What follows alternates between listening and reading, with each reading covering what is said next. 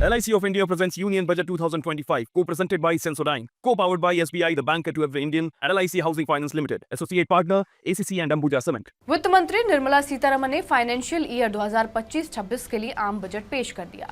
इस बजट में सरकार ने नौकरी पेशा को इनकम टैक्स में 12 लाख रुपए सालाना तक की सैलरी पर जीरो टैक्स कर दिया है। इसके साथ ही निर्मला सीतारमण ने इस बार के बजट में किसानों को भी बड़ी सौगात दी है। दूसरी ओर वित्त मंत्री निर्मला सीतारमण ने इस बार पाप के टैक्स को छुआ भी नहीं है। अगर आप पाप की चीजों का उपयोग करते हैं तो फिर अब आपको इनकी कीमत बढ़ाने को लेकर 1 साल तक टेंशन लेने की जरूरत नहीं है। यह हम आपको विस्तार से बताते हैं कि किन किन चीजों पर पाप का टैक्स लगता है और पाप का टैक्स आखिर होता क्या है। सबसे पहले पाप का टैक्स यानी कि सिन टैक्स, ये उन सामानों पर लगाया जाता है जो स्वास्थ्य और समाज दोनों को हानि पहुंचाते हैं। इसमें शराब, गुटखा, पान मसाला और जुआ, ये सारी चीजें शामिल हैं।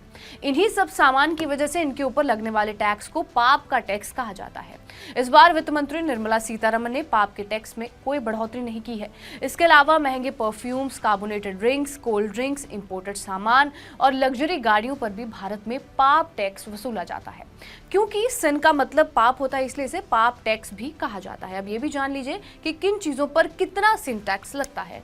पाप टैक्स में अहम बदलाव जीएसटी काउंसिल की बैठक में होता है। बीते ही साल दिसंबर में हुई जीएसटी काउंसिल की बैठक में भी सिन टैक्स के दायरे में आने वाली चीजों पर टैक्स की दर बढ़ाई नहीं गई थी। ऐसे में फिलहाल सिगरेट पर 52.7%, स्मोकलेस तंबाकू पर 63% और बीड़ी पर 22% सिन टैक्स लगता है।